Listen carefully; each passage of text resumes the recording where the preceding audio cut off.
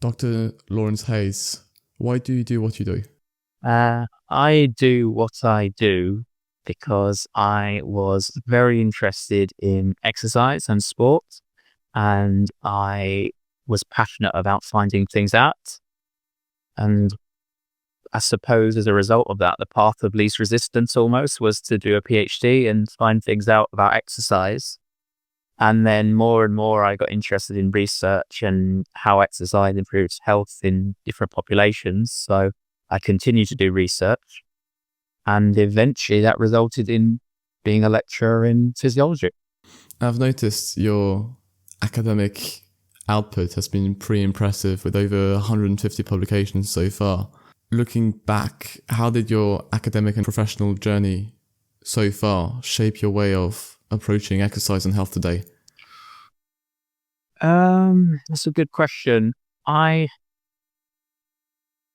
think there's two kind of ways to interpret that question. The first is how I would interpret the health and exercise journey for myself and what I would do myself. And that might be different to how I might approach research. But I think certainly pragmatism is really important, whether that's either in research or your personal health and well-being. And by that, I mean, we might know that exercise and diet X is the best for exercise and health. But if 95% of people are not going to do it, then it doesn't really matter how good it is, because nobody's going to do that. So I think we have to be pragmatic, and that's quite relevant to exercise actually, because we know quite a lot of people don't do it. And to apply that to my own life, I'm quite time pressured. And so I have some equipment at home, just because I know that finding 20 minutes, 3 mornings a week is a lot more achievable for me than finding, let's call it 2 hours or an hour, 3 times a week, where you have to go somewhere, get changed before, afterwards, shower, etc., etc. So I do quite enjoy what we call exercise snacking at the moment, which is short bouts of exercise, but quite frequently. And I think also you can apply that to research, in that you have to be really pragmatic about what you can and can't do. For example, we know that recruiting 300 people for every single study would be fantastic. But if that's going to take you 15 years to run the research, well, then it's not attainable. So I think pragmatism is important in all aspects, whether that's research or your own health and fitness journey. You quickly touched upon the frequency of exercising, because there's a lot of debate online, obviously, about this. Oh, you should work out 6 times a week, or you should actually just do it twice. Have you done any research upon this topic, and what are your takes on the frequency of going to the gym? And what would you recommend to people that are in your position that don't have much time on their hands to work out? There's a lot of stuff online about all aspects of light, about what is best. And if anyone that disagrees with you, then they're definitely wrong and they're terrible people. But I think it's quite interesting actually, because historically, if we're talking about resistance training, because I think that's what you kind of touched upon. When I was studying, and this is obviously a long time ago, in black and white, it was always thought that 5 to 6 repetitions was necessary to improve strength. And if you did 10 to 12 repetitions, that would improve muscle mass. And anything beyond that was for kind of what was traditionally called muscular endurance. But there have been a lot of studies in the last maybe 10 years, particularly from Stu Phillips's lab in McMaster. And the studies show that if you get people to do, let's say, 5 repetitions to failure, or 12 repetitions to failure, doesn't matter. The outcome is the same with a focus on muscle mass. With a focus on muscle strength, because there's quite a large neural aspect, think it's Jeremy Lenicky has shown that actually you can improve strength by doing 1 rep max. So a set of 1 every day, which is interesting as a concept, but I find it quite difficult to apply that to life, because I think it's going to be quite unusual that a person would go to the gym to do 1 repetition to leave. However, it is quite interesting to know that actually the evidence suggests that you can improve strength with doing 1 repetition a day, and you can improve muscle mass with doing either 5 reps or 20 reps. Doesn't really matter. We know from the muscle protein synthesis studies, and so by that I mean when you do resistance training, the aim for some people is to increase the muscle mass. Right? And what happens there is that your muscle is made of protein, and so to make new muscle, you need to synthesize new proteins in the muscle. Right? And we know that that process is elevated for about 24 to 48 hours after a resistance exercise bout. So if you apply that to life or long term, then that means you should train the same muscle every 24 to 48 hours. Now, I know that's quite a big range, because that means you would be training 7 days a week or 3.5 days a week, depending on which end of the range you're at. I think for most people, from when I used to go to gyms and had a bit more time, I don't think that is going to change their response or their training adaptation.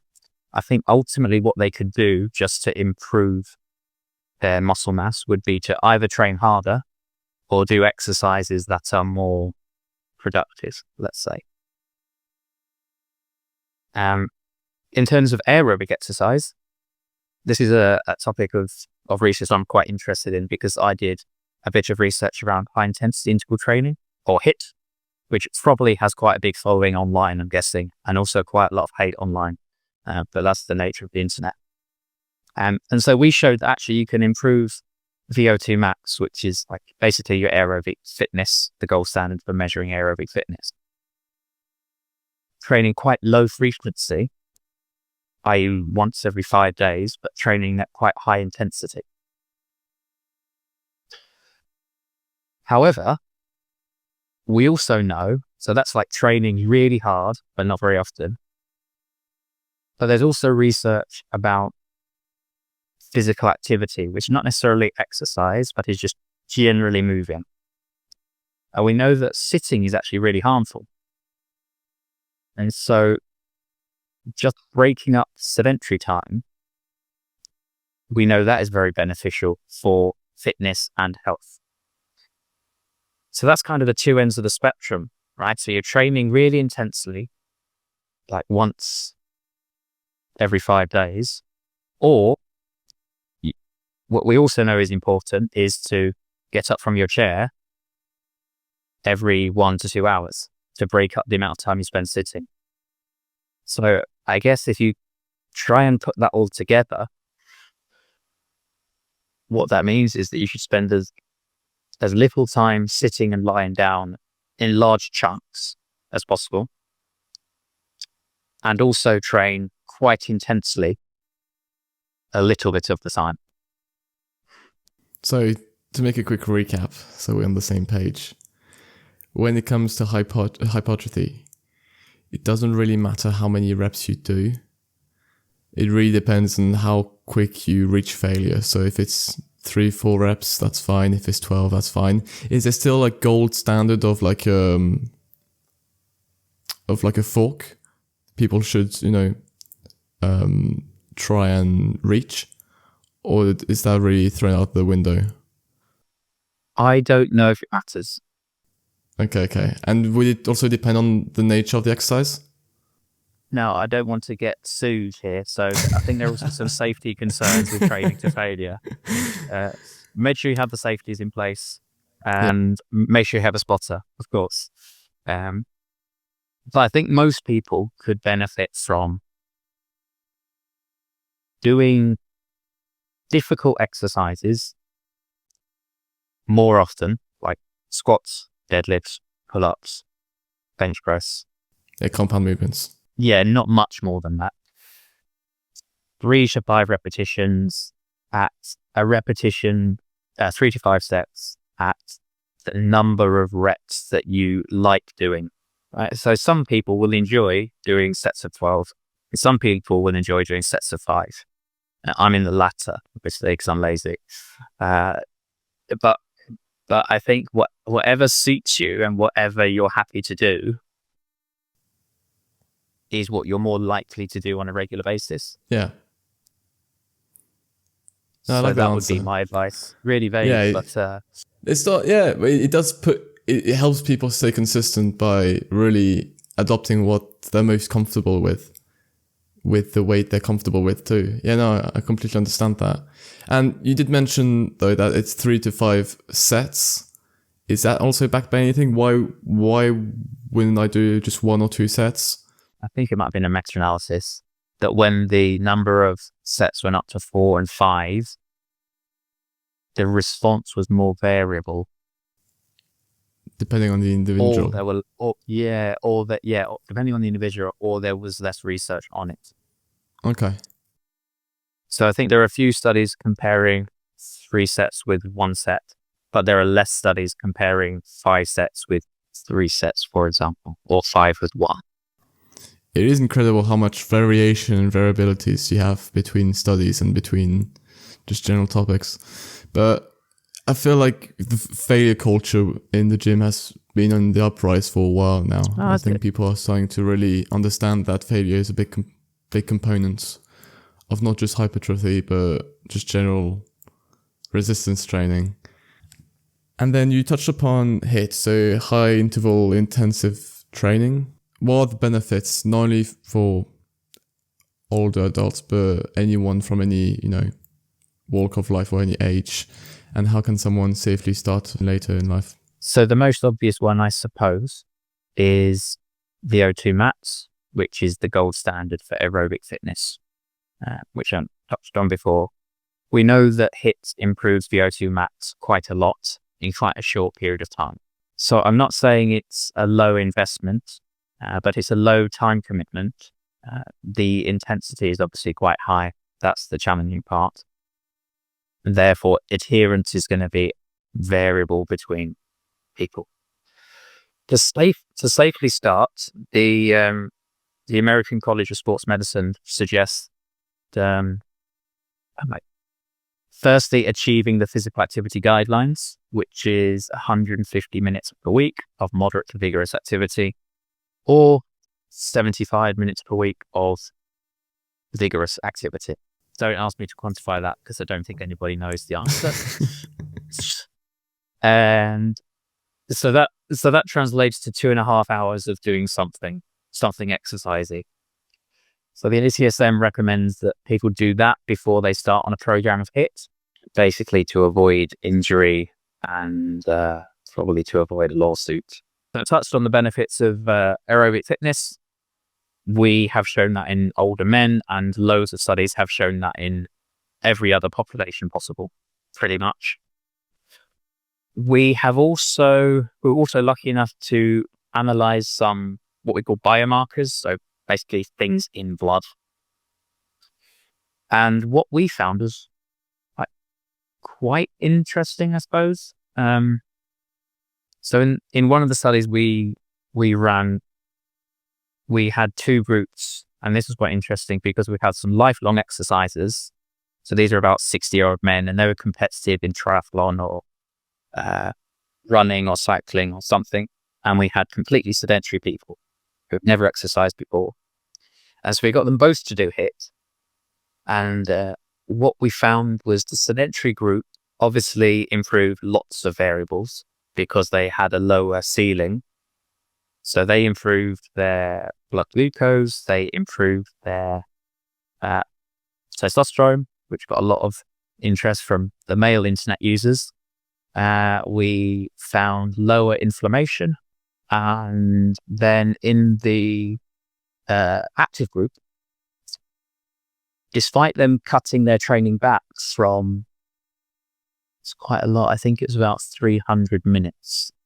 So what's that, 5-ish hours a week of volume training mostly, to training once every 5 days, 6 reps of 30 seconds. So what's that, 3 minutes every 5 days? They improve testosterone and I think some inflammatory markers as well, which was quite interesting, we thought. So I guess in summary, it improves aerobic fitness like you would expect. It also has benefits, or kind of biochemical benefits that you might not be able to see and experience straight away. And just to clarify, what exercises do you actually include in HIIT? Because you talked about medium to high intensity, and there's words thrown out on the internet like zone 1, zone 2 cardio. So what exactly do you sort of put into this category? Yeah, HIIT is typically described as an intensity that makes a person reach 90% of their maximum heart rate or more. Okay. So in the study we did, we normalized it slightly differently. So we got their peak power, because it was all cycling. So we got their peak power, which is the power that you can make on a bike in 1 second. You or I might be able to get 1,000, let's say. That's just because that's easy maths for me. And we got them to do 30 seconds at 40% of that. So if you or I could do 1,000, we would have to do then 400 watts for 30 seconds, and they got a break of 3 minutes, and then do that 6 times. Okay. There's various like prescriptions of HIIT. So what we did there is like quite low volume, relatively high intensity. Once you get into elite athletes, they will typically try and maximize the time in what you would describe as zone 5. So 90% of their heart rate max. And there's a whole area of research around how you maximize the time in that zone within a session, which is quite interesting. Obviously, you did this study on older adults. Was there a particular interest in why you decided to do it on older adults? Was it to prove that no matter what age you're at, you can always sort of start? Because I believe some of your findings could have been applied to younger adults, I believe, right? So in the institute, I did my undergraduate and master's degree. There was a particular focus on aging and exercise. And so I got interested in that. And then when I did my PhD, I was interested in aging generally. And I think without being overly pragmatic, there's quite a lot of research interest in aging because it's impactful. If you can extend somebody's life by 2 years, 1 year, whatever, or you can reduce their risk of mortality by 20% in a 5-year period, I think that's quite impactful. Whereas, without being facetious, whether a 20-year-old can run or cycle 5 seconds faster, yeah, it's interesting, but it doesn't really influence society very much. I think what you say is really important. So you can start later in life. As long as you start at some point, you're going to have some benefits. Obviously, it's better to do something all the time. But if you haven't done anything till 60, you can still experience improvements. So from what I understand, the goal of the study was to somehow show that it's never too late, even though it might be a bit harder to, get starting at that age. There's always wiggle room to, as you said, not only just extend your life, but just feel better. I think it also serves for younger generations to sort of wake up and be like, sure, I could always start when I'm 80, but why not start now? Right? Yeah. Absolutely. I mean, there's a huge difference at baseline between the lifelong exercises and the Oh, I sedentary can group, imagine. of course. How big is that gap? And how do you quantify that? Yeah. So depending on the variable, 30% difference, something like that. Now, we touched on how exercise is important, but how important is actually like muscle mass and muscle strength for longevity? And can staying strong really extend quality of life? Or is like the number one factor just moving?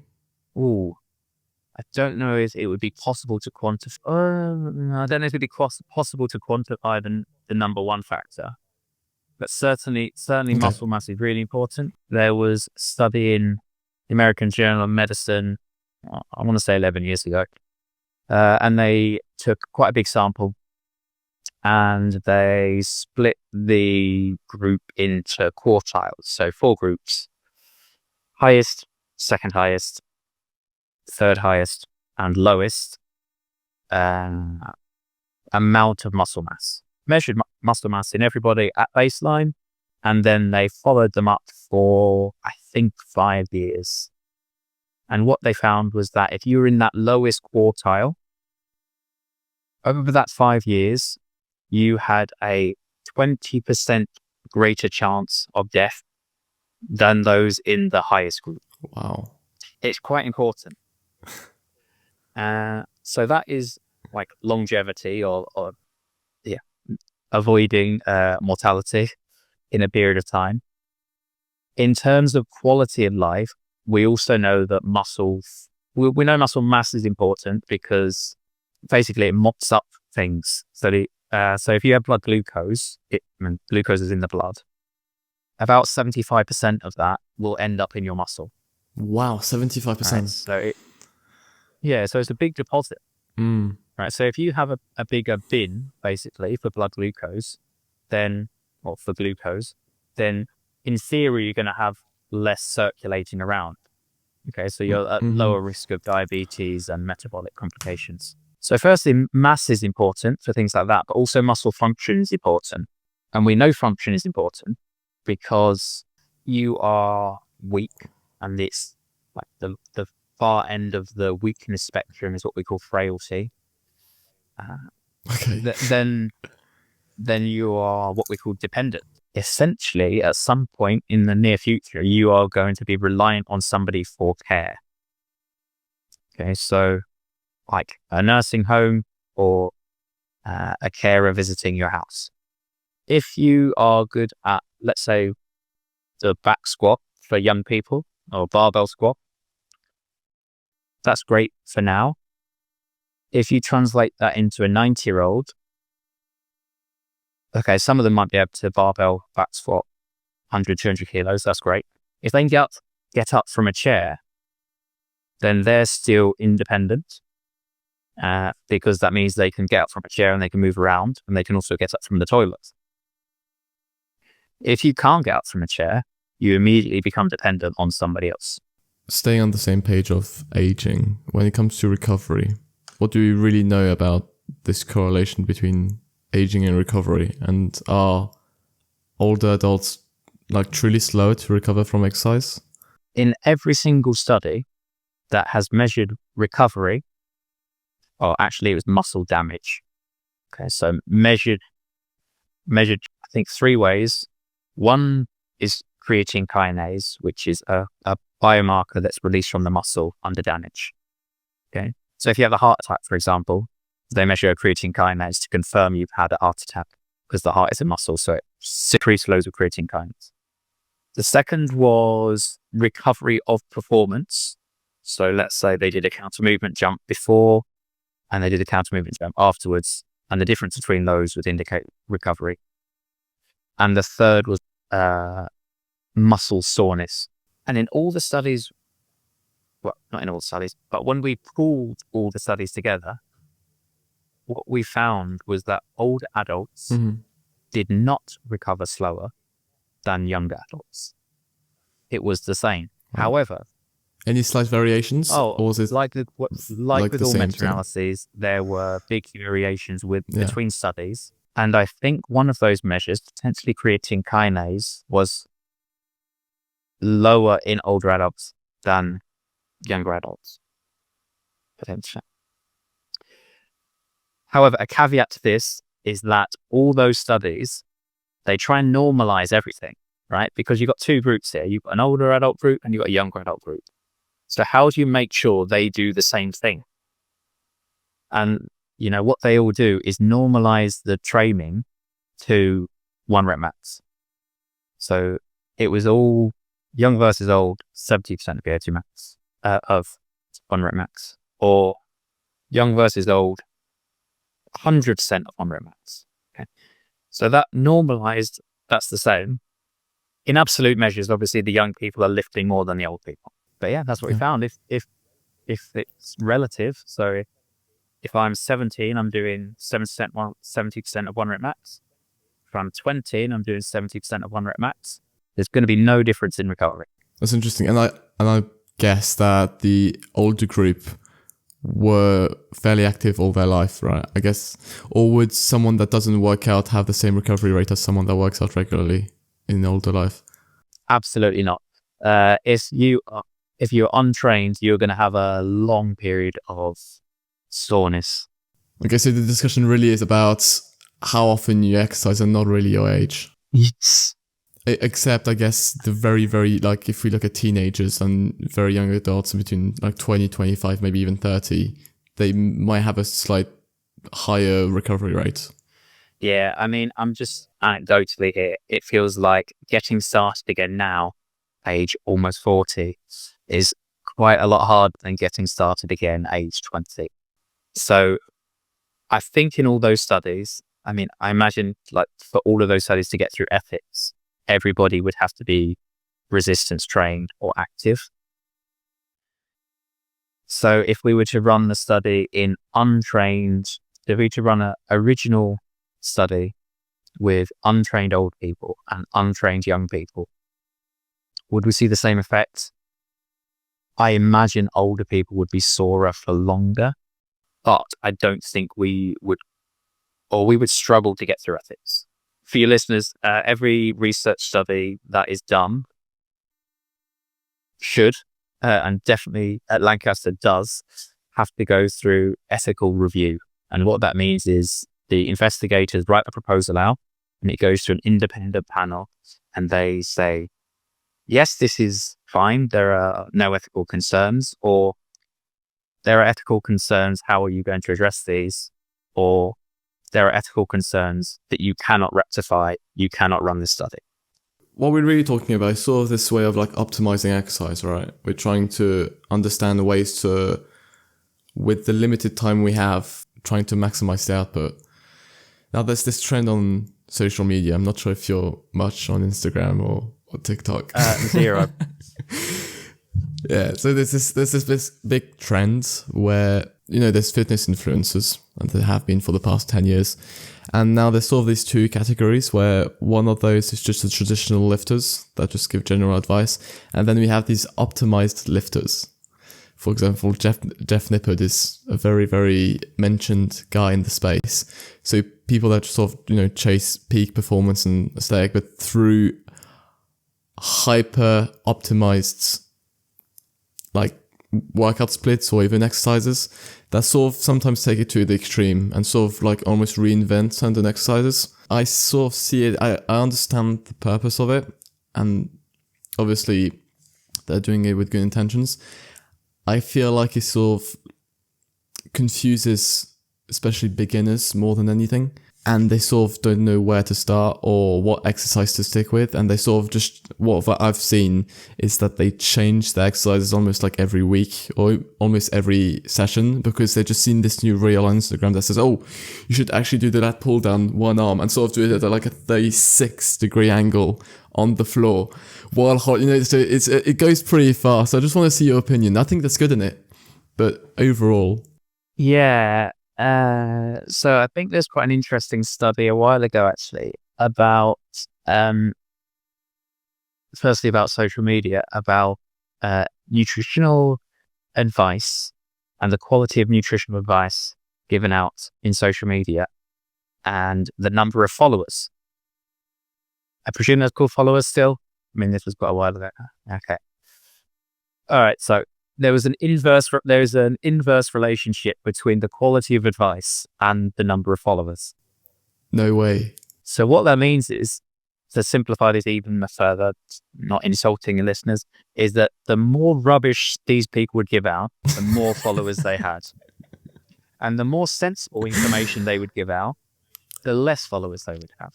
Wow, why do you think that is? Because it's the same reason that clickbait exists. It's the same reason, I don't know if I can say this, that Trump is president of the United States of America, is that the most extreme views get the most attention. I see. Yeah, I think that's also one of the big issues with self-improvement, which is sort of the whole topic of this podcast and channel, is that especially teenagers, they're very drawn to, as you said, certainty and sort of extremist views, and they don't really show much attention towards nuance. And often more than not, the simple answer can be the right answer, but sometimes the attractive answer is also the wrong answer. Yeah. And what you're saying is that also applies to workout exercises. Like, there are trainers getting their clients to do an exercise with some bands attached to them and some chains attached to the bar with some sort of unstable device under their legs, Okay. whilst doing, I don't know, juggling at the same time. I don't know if this is what you're talking about. This seems to be... Okay. Well, that's one of the extreme examples. Most of the examples are just sort of normal exercises, but there's just so many variations with the hold or how exactly you're positioned or the angle. Yeah. But there's also some instances of people, and sometimes people think it's satire, but the influences are very serious. They just got these like 6, bands on them, and they're sort of holding this weight, and they're sort of like doing this to work out their core, and they're like, what are you doing? I have seen some studies about this, and so one classic I can think of is that the researchers got participants to do exercises either on a flat bench or on a Swiss ball. All right. And what they did is they measured EMG, so that's electromyography. And what that does is it measures the electrical signal, the electricity around a muscle, right? So the more electricity, the more muscle is being recruited, basically. All right. And so you want to recruit as much of the muscle as possible to get the greatest training stimulus, right? And so in this study, they've got people to do, let's say, bench press on a flat bench, so stable. They put EMG on the pec major and minor, so chest muscles, and the abs and the muscles around the core. And the participants also repeated the bench press, but instead of being on a flat bench, they're on a Swiss ball or a yoga ball or whatever that is called now. And the findings from the study were that EMG was greater in the pecs during exercise on a stable base, which speaks to this a little bit in that doing the exercise for its intended purpose, almost, if that's kind of the right phrasing, but doing a chest exercise while stabilizing everything else, as in whilst making the surface stable, is probably best to train that muscle, right? So if you want to train, let's say, quadriceps, and you're going to do a barbell back squat, don't do that with, let's say, your eyes closed, because we know that's distracting. Don't do it with a weird grip, because there's going to be muscle activity in different muscles that you don't really need. Make sure you're on a stable surface. So no weird running shoes with huge squishy soles. Barefoot probably is better, or lifting shoes. So in most cases, simple is best. But I know it's not very social media. It's not very attractive. It's like, I see what you mean. Yeah, it's not. So it's not very. It's not attractive. Videogenic, photogenic to go and do squats, deadlift, bench press, pull-ups 3 times a week every week forever. Yeah, nobody wants to do that. It doesn't seem fancy. But if you can do battle ropes, that looks cool for a video. Is it as effective at training, let's say, the pec major as a bench press? No. And does it look cool? Yes. That's the thing. I'm sure some of those exercises might be, in certain aspects, more optimal for different reasons. But again, I just feel like it just confuses people more than anything else. Yeah, I agree. So in some instance, there could be a benefit. So I mentioned previously about chains. I can see how that might work during a back squat or during a bench press, because at some point that exercise gets easier, because we know that muscle is stronger at different length. So once you get to the optimal muscle length for strength, let's say the bench press, right? So when the bar is resting on your chest, that's really hard. But once you get to sort of 70 or 80% completed, it's quite easy just to lock out your elbows. So I guess adding chains there might work. What do you mean by that? Well, what's the example? Adding chain. Where would you add the chains? So that the more of the chain is off the ground as you are nearer the top of the bench press, for example, so that therefore the resistance is greater at the top than compared to the bottom. That's interesting. So how would you even just add it onto do you just add one chain on each side, or, because I'm trying to understand. I've never done it. Okay, I'll have to look into that. I've never done it. And yeah. Would most people benefit from just picking different exercises and or training a little bit harder, and not then having like a KFC or something? Probably. I'm really now talking about bodybuilders who are like 99.5% at their threshold or at their ceiling. Can they do anything else? For most of us, we would be fine just to do normal bench press, normal back squat. Yeah. I mean, look at those. So for strength, let's say, who are the strongest people in the world? Well, there's World's Strongest Man, which is pharmaceutically interesting. Yeah. What training do? They do the basics really hard. Or there are, power lifters and Olympic lifters. What training do? They do the basics just really, really well. That's true. And when I think about the whole chain thing, I feel like it's just an overcomplicated version of if you did it with like cables. But then cable, I guess it would be like constant tension instead of like a progressive tension throughout it. But yeah, again, it just overcomplicates things, as you're saying. Yeah. Would people be better just keeping their back flat and doing it a bit slower? Probably. And what do you think of then changing up because there's this team of people that just do the same exercises all the time, and then some people sort of bring some variation. I'm not saying they're overcomplicated stuff, but just like, I'm trying to find some examples. Maybe just doing like flat bench press, and then after 2 weeks you just do an incline bench press for another 2 weeks, and then just go back to bench.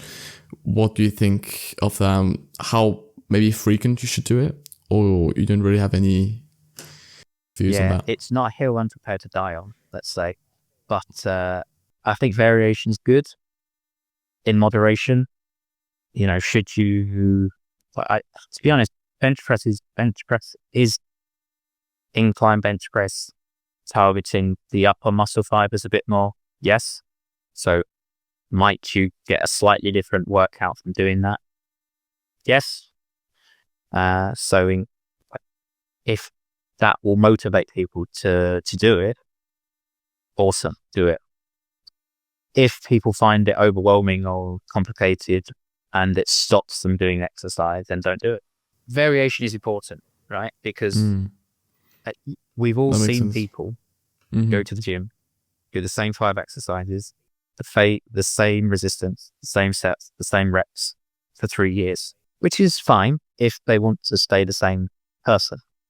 So the thing that the thing we'd probably benefit most from is just writing everything down and just trying to do one more every week or every 2 weeks, rather than going from flat bench press than doing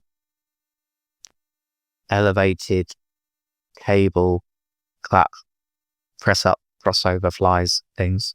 It's insane. I'm still amazed by what you said earlier about the inverse correlation between the number of followers and the advice given, specifically in nutrition. Why do you think that is? Because I feel like social media, especially in the whole health, nutrition and exercise space, is more divided than ever. Why is it that studies don't seem to sort of agree, or sort of, I'm sure this might have some middle ground, and maybe it's not the studies, maybe it's just the general opinions that vary that much. But I still feel like there's some variation with studies too that make it very hard for the general public and even influencers to sort of the same insights and the same idea of what exercises are most optimal or what foods is most optimal. Yeah. So I think the studies are broadly agreed on most things, like the important things. Most research studies are generally agreed. No, 100%, like the foundation. Yeah, and then to take that one step further, if people are genuinely interested in the quality of, not the quality, more by the confidence of an interpretation, then they should find a meta-analysis. And what that is it, however many studies exist that meet the inclusion criteria of this search, they're all pulled together and all their results are pulled together. So let's say there's 80 studies with 10 participants each. There are now 800 participants. Okay, so that strengthens the conclusions made. So if people are really interested in finding, it's kind of a quick way to arrive at a consensus as a reader. So if you search for effect of X on Y meta-analysis, that's kind of like a quick way to find the overwhelming evidence. In terms of social media, I'm not a big engager, but from what I have seen, people speak very confidently about information for which there's no evidence. The best X, Y, or Z. Like, it's almost impossible to justify anything is the best. So and like you mentioned earlier, people are not great at nuances. For example, Daily Mail, classic right-wing newspaper in the UK. 1 week, red wine cures cancer. The next week, red wine causes cancer. There's no mention of dose. There's no mention of frequency. There's no mention of the quality of the wine or in the population or anything. Yeah, so same with the wine. There's so many variables. Absolutely. And it's the same with exercise, right? So if you look at a single study in isolation, as a reader, you need to think, right, do those participants reflect me? Yeah, so if you're a 20-year-old and you're well-trained, you shouldn't be looking at studies of 60-year-olds doing home-based exercise. That's not relevant to you. You need to be finding information or studies about bodybuilders. And I think people like definitive answers just because it's easier. No, 100%. And it's just, you can apply it way faster. Yeah. Thinking's hard. It is for some. It seems to be. But by the way, it's not, I butchered the name. It's not optimized lifters. Some people call them optimized lifters. It's mainly science-based lifters. And they did a study between a group of people that did strict curls and then another group of people that didn't do it strict. And turns out it was about the same results, or maybe the unstrict had better results because they sort of had more weight and reached failure faster. But then, so you see, there's still a lot of ambiguity. And I think, as you said, when it comes to the foundations, obviously studies are 99% of the time pretty in sync. But I feel like there's just more and more studies coming out when it comes to, they're sort of trying to push it more and more. And it just turns out that just these exercises, I think they just really, really depend on the individual and how, because people don't seem to take in consideration, how, because there's this thing about like type 1 muscle fibers, type 2, if I'm not mistaken, or even just the size of your, like the length of your muscles, or it's, I can only imagine how many variants and how many variables muscle have, and even I guess bone density can also play a role, or how long your bones are for torque. So I think this, and obviously I don't think every individual can optimize their workout to the, decimal to make it absolutely perfect. I think people should just look at the basics, especially for beginners, and just work on that. And then if they ever want to, dip their toe into this whole science-based lifting, they're free to try it out for themselves. And if there's results, great. But I think for at least the first few years, people should just stick to the basics. And I'm saying this to you, to the audience, but especially for me, because it's easy to fall in the trap to see this reel. And I said, oh, you should do this exercise because I've got massive biceps now. I'm like, oh, I should try it out. And I'm awkwardly trying this exercise in the gym. And the owner's looking at me like, what are you doing? I've got no idea. Yes. I'm not sure if my insurance covers what you were doing. Exactly. Yeah. Last time, I think that he was like, you're going to break my cable. I'm like, I'm sorry. Yeah, I think it's quite an interesting point. And it raises two concepts, really. So although the study compared two distinct things, and as a reader, the natural philosophy for you to approach that is, okay, these are different. Inherently, they're almost the same thing. Firstly, there's like resistance exercise. Secondly, there's a bicep curl. Thirdly, they're all in the same population. Fourthly, they were probably matched for nutrition. And did they both result in a response? Probably yes. So really, like, actually the control group should be doing nothing. And the interpretation could therefore be, whatever you do, it's good. Whatever kind of bicep curl I do, I'm probably going to get the same response. The second point that you raised is the individual variation. I think this is really important. And this has two parts. First is that people should not be disheartened when they don't respond like people on the internet portray that they should.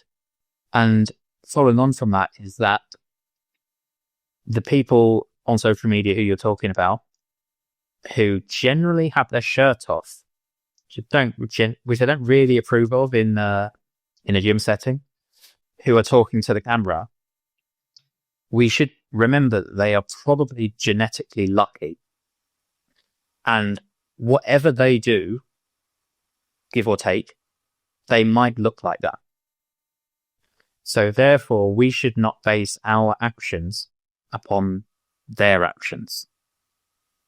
Okay, so people can generally understand that Stephen Hawking is incredibly intelligent. Right? And however much we tried at school, or however much we read, we will never be as intelligent as Stephen Hawking. Right? Yeah, he's genetically gifted to be that intelligent. The same does apply to muscle. And the same applies to aerobic fitness. Right? So we should just remember that we are restrained by our genetics, or lucky, depending on if you're a glass half full or half empty kind of person. While we're touching on the topic of genetics, do you think there's also variations in genetic muscle response to exercises? Absolutely. I mean, that sounds like I've done stuff. Scientists have identified genes that are responsible for muscle hypertrophy. Wow. Do you have I imagine you don't have the genes on the top of your head. I can't think of them. ACE3, alpha-actinine 3, I think is one. Okay. But worst case, I'll put on the screen. There will probably be hundreds in the fullness of time, if not thousands. I did my PhD around kind of testosterone and exercise and stuff. And one thing that's quite interesting for hypertrophy is that for testosterone to act on the cell, it needs a receptor, right? So the key can be testosterone and the lock can be this receptor. It's called the androgen receptor. And so the testosterone binds with the receptor and then something happens in the cell. And we're all familiar with like steroid abusers and what they look like, right? They're massive. So the androgen receptor causes that response for them to be massive. And that is genetically predicted. So the number of androgen receptors you have in your body, let's say, is genetically predicted. And there's only one study that I remember that's actually done this, and they compared androgen receptors on different muscles. And then the internet got hold of this, and they said the internet generally suggests that they could identify steroid abusers based on this, because the trapezius, which is the top of the back, has the most androgen receptors compared to another muscle. I can't remember which muscle it was. It's probably something in the calf, like something completely different.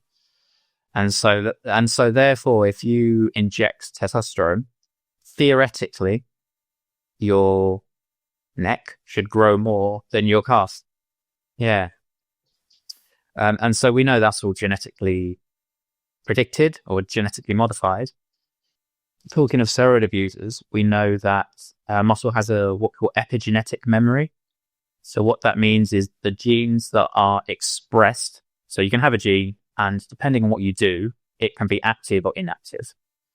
Right. So for example, if you do muscle strengthening exercise, the genes for hypertrophy will be expressed. Right.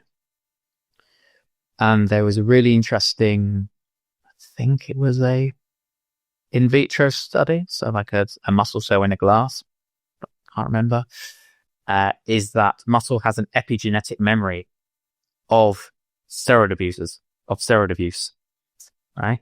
So if you do steroid abuse, if you inject testosterone, or the synthetic version, age 18, and you get away with it, and then you go to the Olympics, age 25, your muscle still has an epigenetic memory of that.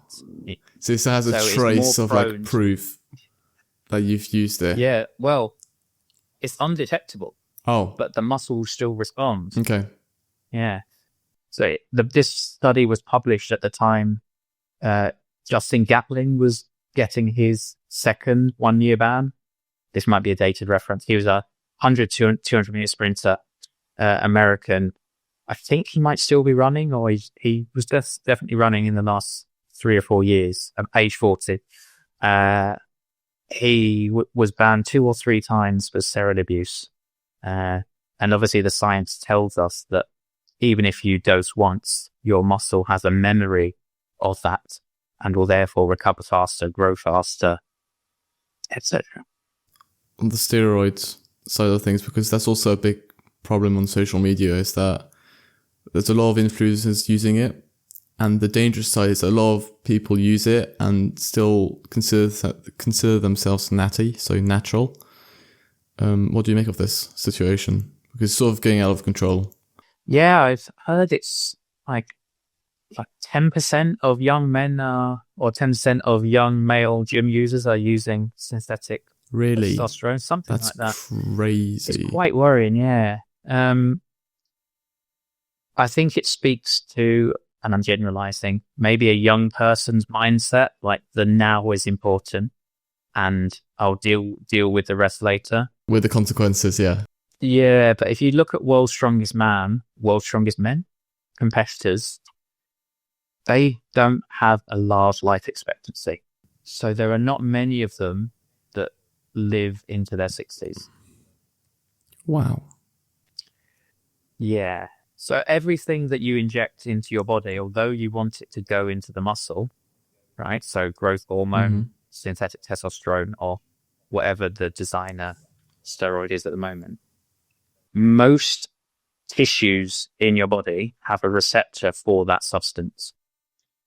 So what that means is you will have a growth of your bicep, but you'll also have a growth of your large intestine, your left ventricle of your heart, your kidney, liver, etc., etc., etc.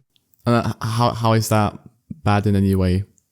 So left ventricular hypertrophy is sort of a leading risk factor for heart attack. Wow. Okay. Yeah. So big time. Big time. Also, your vessels, so the the veins and arteries that carry blood around, they're made of smooth muscle, and only the middle parted muscle, the inside outside, is kind of just a lining tissue. But if you think about like a circle, if this outside swells, then that's going to close up the middle, what we call the lumen. And so then you can imagine that the blood is flowing at a higher pressure. So that increases blood pressure, which again is a risk factor for heart attack or cardiovascular events. So most world's strongest man competitors don't have a cardiovascular event and die from a heart attack or similar. Yeah, I think it's just sad because a lot of young men sort of idolize these guys, and above that they think it's attainable. And the worst thing is that some of these guys actually sell courses saying, "Oh, I was a skinny dude, now I'm jacked. Follow these steps, buy my course, and you'll get the same results," when it's biologically not possible. And then it's just going to push more young men to be like, well, might as well try it. I don't think people actually understand the repercussions of that. Do you think you could dive into that a bit more? Or is that all you really had to say about the side effects of steroids? It's not really my research area. I know, obviously, I know a bit about the beneficial effects of muscle. I don't want to really push that too much. It's a banned substance in competitive events, and has an epigenetic memory. So there's an argument for a lifetime ban, really, because it has a lifetime effect. In terms of the side effects, it acts on all tissue. There's quite a lot made about, or there was made in the 70s, about roid rage. So we know testosterone is linked, although loosely, in normal amounts, like physiological amounts, to aggression. In supra-physiological doses, like steroid abusers, we know that affect's amplified, so we know that exists. And hypertrophy of the heart is pathophysiological. So that's a negative physiological response to something. And we know that's a huge risk factor for like sudden cardiac death or myocardial infarction, heart attack. And it lowers the age that is likely to happen. So although it might be appealing to a 20-year-old to have big biceps, or particularly traps, obviously, they might not, if they continue on this regimen for a long time, it's definitely going to shorten their life.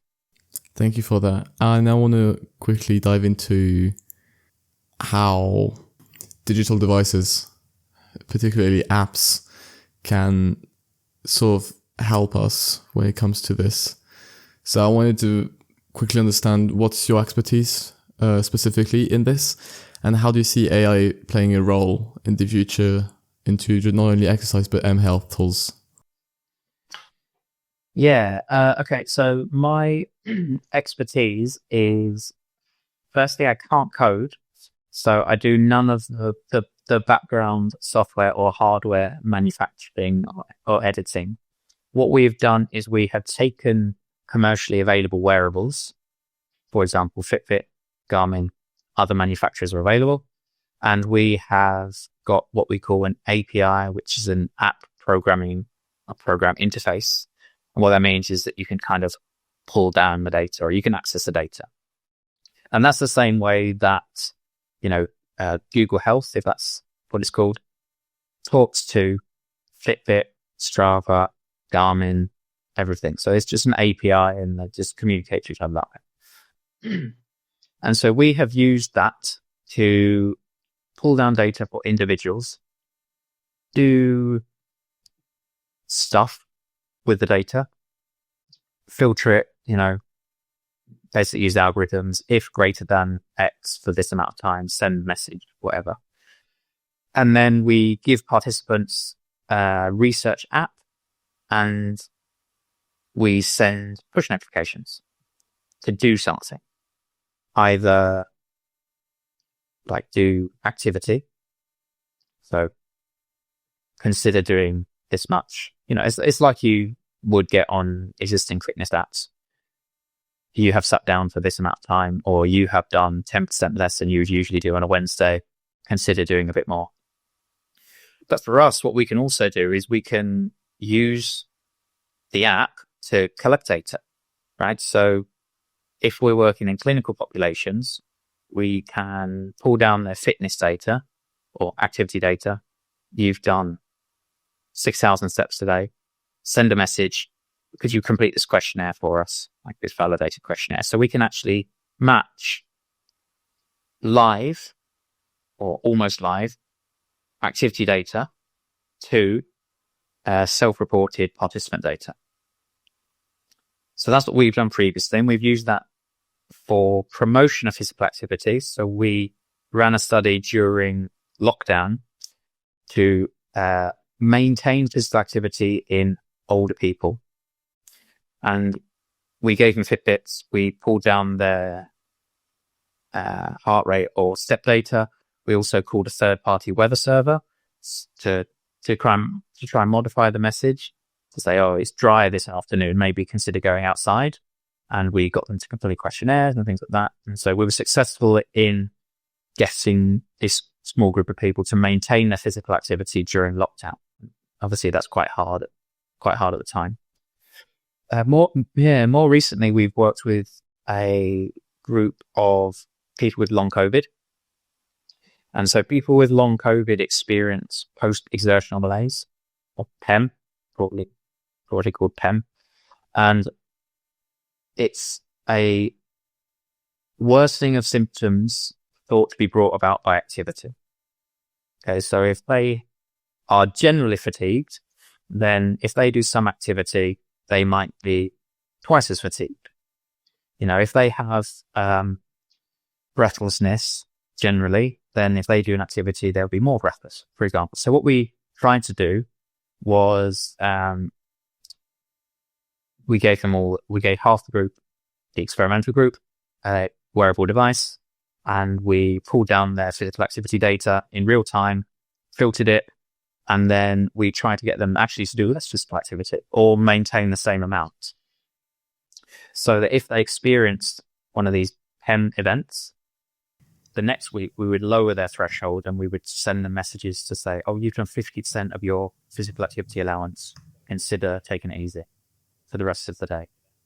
Mm-hmm. So we have kind of done both ends of the spectrum. We've integrated like the heart rate and the step data to send messages to participants to either input some data or have them do an action. Okay. So that's what I've done in terms of research.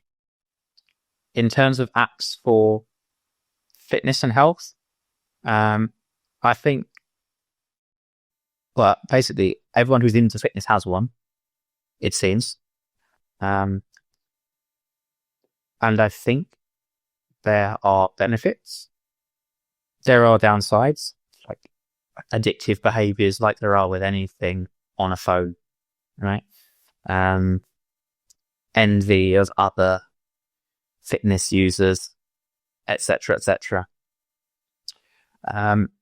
What we've noticed from our own work is that if you pair it with a wearable device, which is, I think, the way most things are going now, and the price is coming down. If you pair it with a wearable device, they're pretty good at measuring heart rate now. Technically pulse rate, but an estimate of heart rate. Pretty good at calculating steps for the day. So they're quite helpful for that. Are they evidence informed? Not so much. So, for example, where does 10,000 steps come from? It's just a nice round number. Okay, fine. But if it gets people to do more than 7,456 or whatever, like the evidence says is the flattening of the J-shaped curve, then if it gets people to do that, fantastic. It's not very good at measuring like resistance training. Okay. Like they just can't, right? There has no, which would be very hard anyway. Yeah, I don't think exactly. Yeah, it has it's virtually no impossible. Load. Yeah, exactly. And I think because it can't measure it, or the wearable, the app can't measure resistance training, there are less apps that are really good at promoting muscle strength training. Mm-hmm.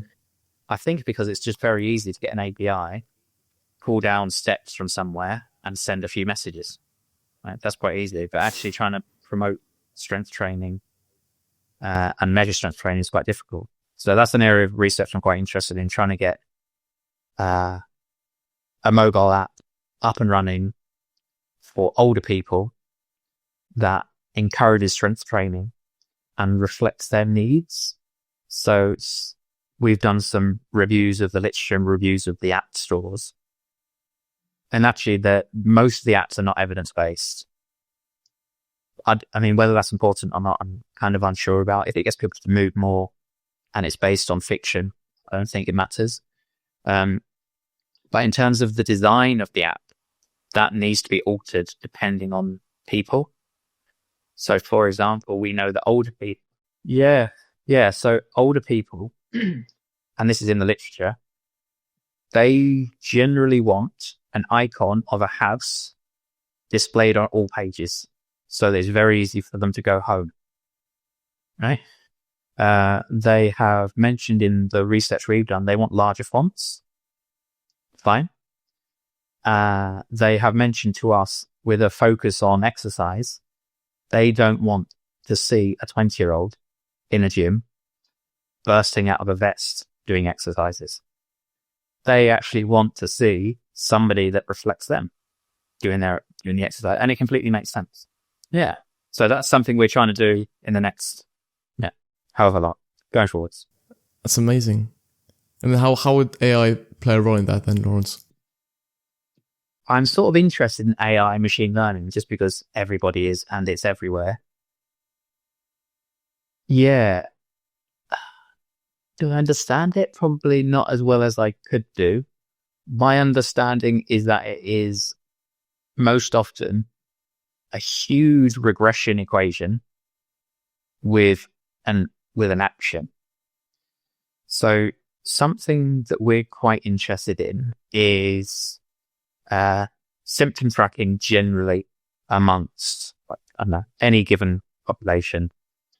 Let's say people with arthritis. If you collect enough data, you should be able to include AI, machine learning, to predict something. All right. So if you know their physical activity data, their postcode, their locations, their socioeconomic status, the weather where they are, the air quality where they are, their self-reported fatigue, let's say, the self-reported something else, you should be able to predict something like, are they about to experience a worsening of their symptoms, or are they about to experience an improvement of their symptoms?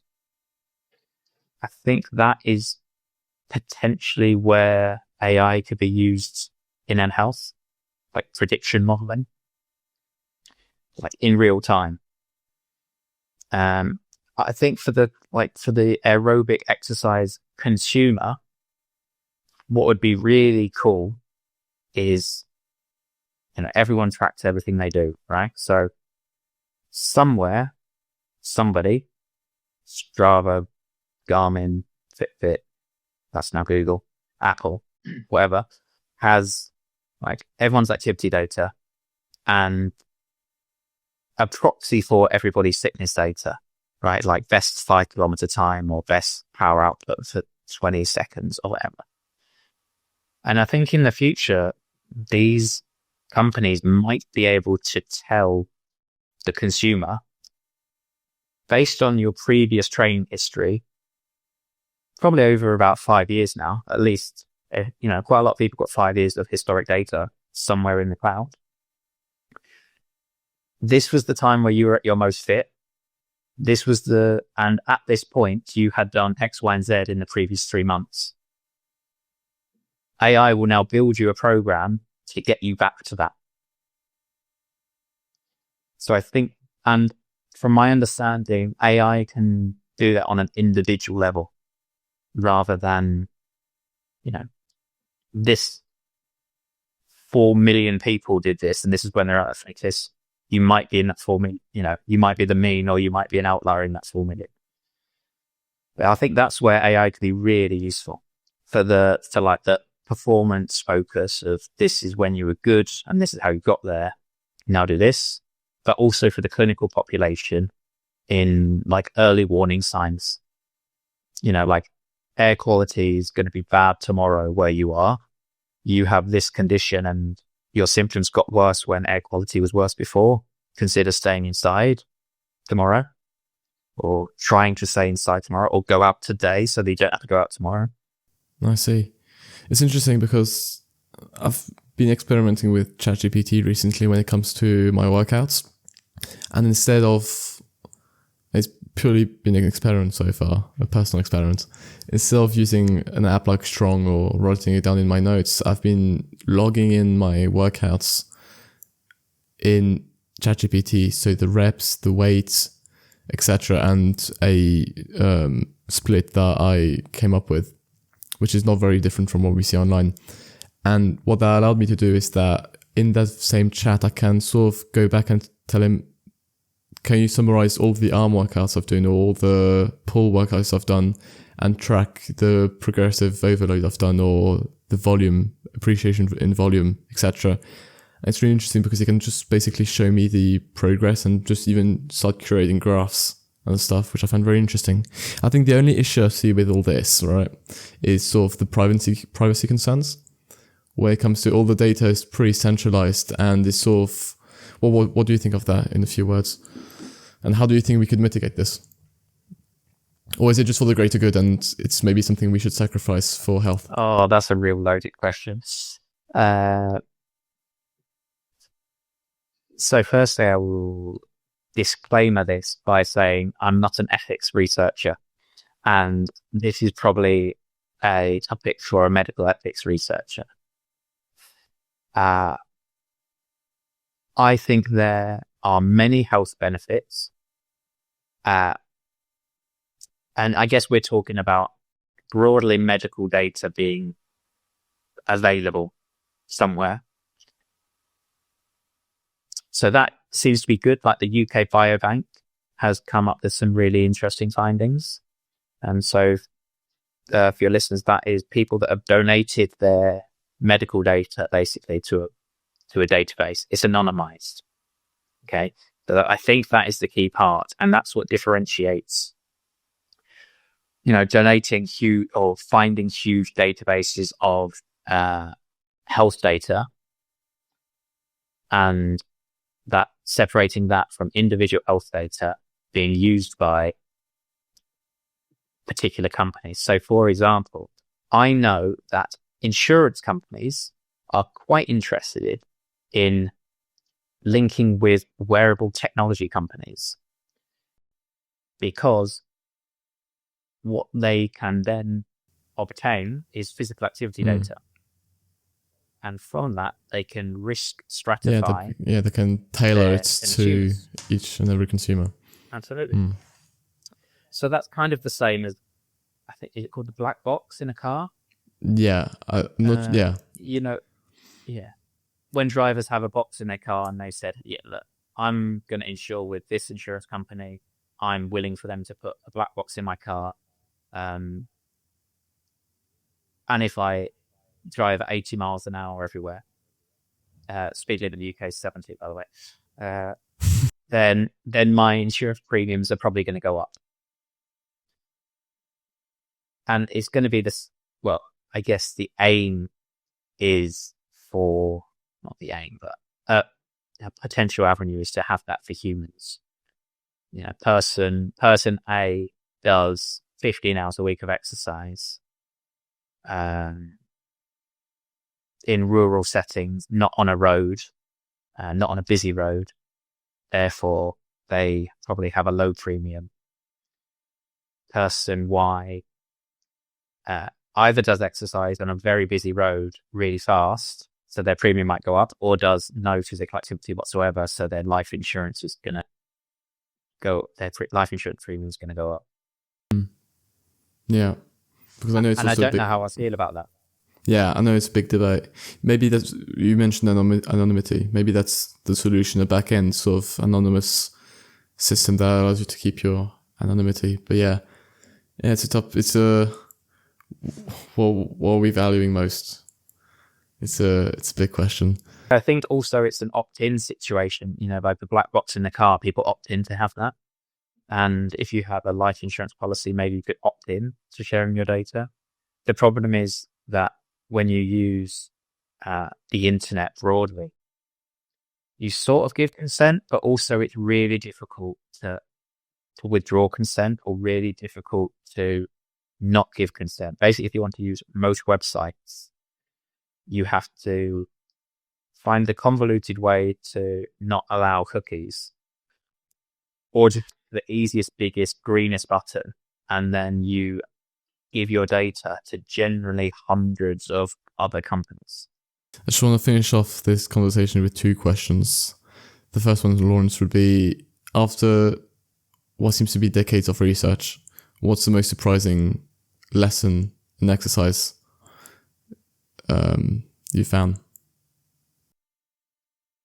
I think actually the most surprising finding we found was what we talked about earlier, that finding from the meta-analysis that old people do not actually experience more muscle damage. That is crazy. That took me by surprise. That is fascinating.